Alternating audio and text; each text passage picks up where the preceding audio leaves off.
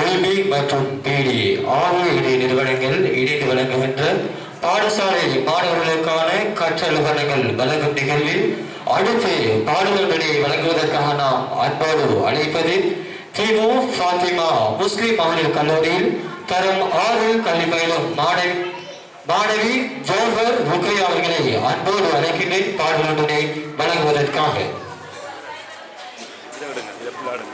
அஸ்ஸலாமு அலைக்கும் வரஹ்மத்துல்லாஹி வபரகாத்துஹு.